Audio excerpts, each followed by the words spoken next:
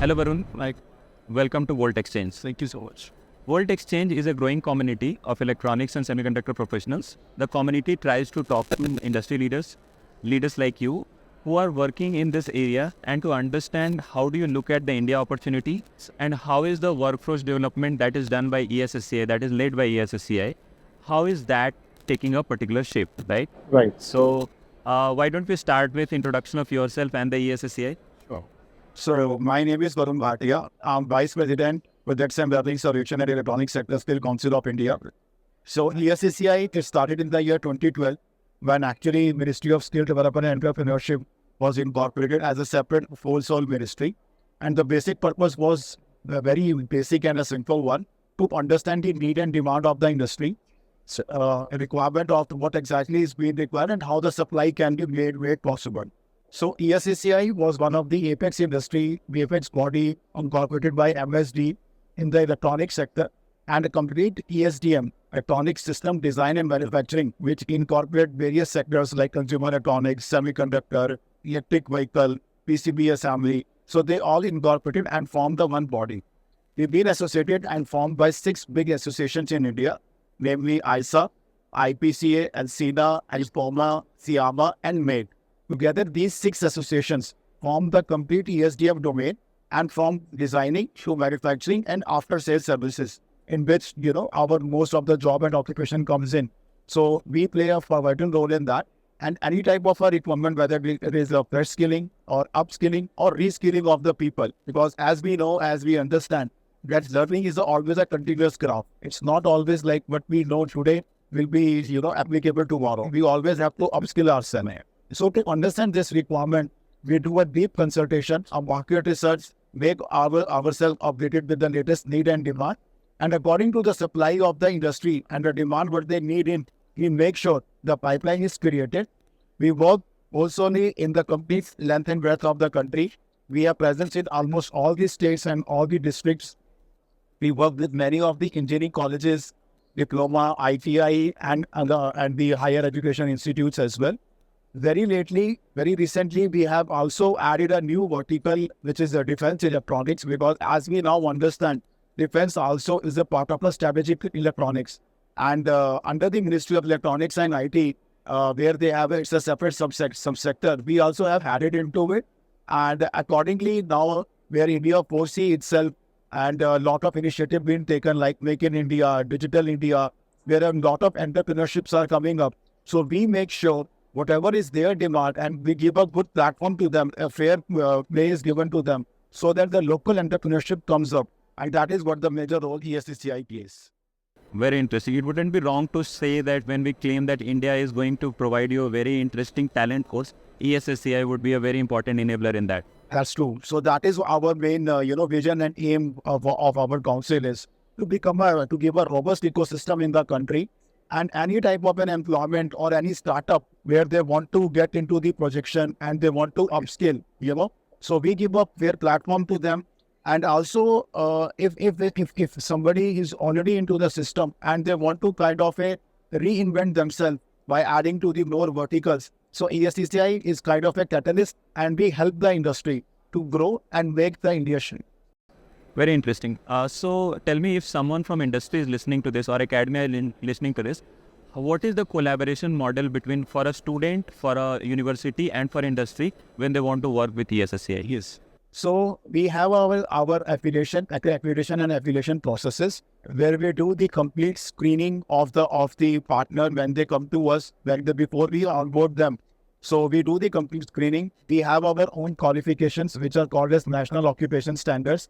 These standards are all defined and validated by the industry, and all the courses which are being made available through ESSCI are all validated by industry and the ministry. So all these curriculums that we work on, and any partner who wants to get affiliated with us, they see these curriculum, we align to their what existing system they work in, and we try to fill the delta, so that it is not a 3-year or a 4-year stages or a curriculum. We show the impact within a span of 2 to 3 months of the upskilling program or a short-term training program.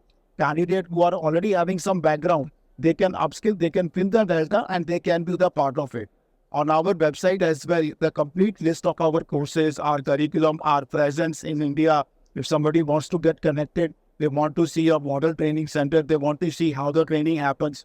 And not only that, we are also doing a lot of work for training of trainers. Now, let's suppose if somebody wants to kind of gain some knowledge in the area and they want to become a master trainer or things like that. So we have a special program for them as well. So this new wave of semiconductors that's coming up, right? Oh, how do you see A in terms of the opportunity for India, and what are your models of interactions with the companies Microns and Sahasras and HCL, whichever is coming, both in terms of packaging and manufacturing as well as real estate? And what are the things that ESSA is up to? Yeah, so we look semiconductor in the complete value chain. I mean, starting from designing to manufacturing and then finally assembly and then EMS line. And absolutely right, Kumar, this is a very, a big opportunity for India, in which now, all the globe and all the, global industry, they look India as one of the prominent, place where they get the best of the talent, because semiconductor is something not only locally, it's a global demand now. And when we talk about semiconductor, and we are very focused on this thing, we provide the exact streamline of the manpower that industry talks about. Very happy to share with you. Right now, we have collaborated with top of the IITs like IIT Gandhinagar and IIT Guwahati. We have done an MOU, and we are in talks with Tata, Applied Materials, Micron to understand their demand. And according to their need and the requirement which they have in the phases, we also have aligned our curriculums and to our ecosystem. But we would be kind of aligning our strength and preparing for their demand and capacity. We are also coming up with a new center, Common Mobility Center in Bhiwadi. It's in one of the EMC cluster of MIT, where we are setting up the complete ecosystem. And in that ecosystem, we would be doing a kind of a POC for our semiconductor manufacturing segment. We are also in talk with some of the prominent players like in Malaysia, PTC, and some other countries as well. They have done the complete system study and they know the inside out of the system. So not to waste much of the time and to hit the nail. So we are taking the experts so that in less time we can show more results. Very interesting, Chris. So tell me this, for a student, right? When so India has had a IT jobs, very huge number of jobs, right? Now a lot of students are starting to explore electronics and semiconductors, VLSI. Can you give us a sense of the number of jobs which are coming, the kind of profile, and can you give us a certain kind of salary that they should expect on that? So Kumar, when we talk about the pyramid of semiconductor, obviously the topmost are the designers, right? So when we talk about the EDA tool, the design houses and the ODMs, so definitely the most prominent and the high-end jobs will be for the designers, because they are the first one who do the first break even in the semiconductor value chain. And when we talk about this, so VLSI design engineer is one of the most prominent job, front end and back end, that embedded system, understanding of IoT hardware and AI.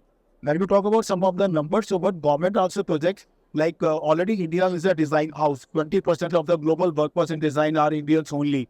And in the upcoming years, they project somewhere around 60 to 65,000 jobs only in the design segment will be available in India. So that 10 years? In next 10 years. So that's a very prominent, but yes, it will definitely increase as well.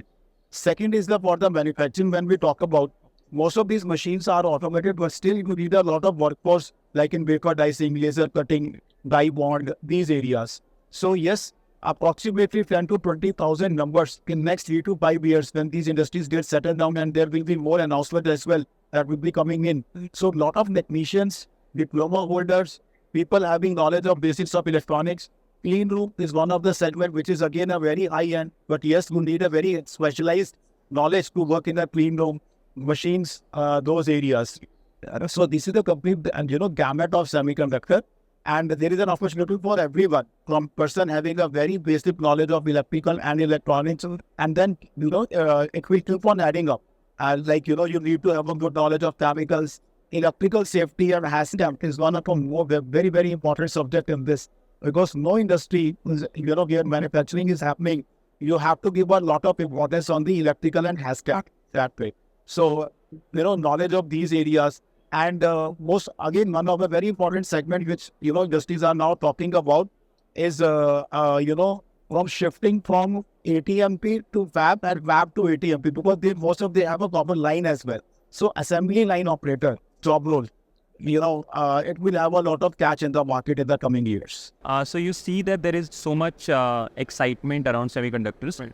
but because you are working to enhance the workforce and the quality of it, you also understand that on the ground there is a lot of work that needs to be done. How do you see the role of tech media partners like us, right, enabling this? So first, most important thing is the advocacy.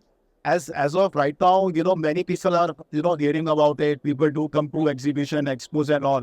But still, there are a lot of people who are not aware of it. So I think first and the topmost thing is, getting an awareness, conducting the workshops, hackathons, and especially, I will suggest starting from a STEM education, school level. Because what happens is our base, our fundamentals are created at that level. If something has to bring a change, it has to be done at that point. When the student is at, let's say, class 6, 7, and as per the new education policy as well, they have, done a very beautiful job. Robotics, AI, IoT, now they are full-fledged subject. So we even suggested that why not semiconductor should be a one full-fledged subject, just like now we are having a one chapter in periodic table or this thing. See, let's semiconductor be a full-fledged subject because this is again a very big, lot of study has to be done in this. And starting from that level and creating an advocacy, conducting hackathons, Olympiads in these kind of areas, so that when a student clears his class 10 and when he has to choose like which field he should go to, whether science or commerce or non-science, that way. And then after 12th as well, he should be very clear of it. The fundamentals are very clear to him. And when he start his education, his graduation, so he can understand the subject very well. So that should be, I believe should be given a deal importance to, because every time we cannot bring the change at the last mile. It has to start at the early stage. So doing a right advocacy, pitching the right courses at the early level, that's what the foreign country also do. They start like, when we say about A for Apple or B for Ball, why not to have A for AI, B for big data, C for coding, these things. It creates that awareness, a kind of those things are being, our candidate then understand that yes, this is something, in which my future would be, and that's how I can play a role in. Very interesting.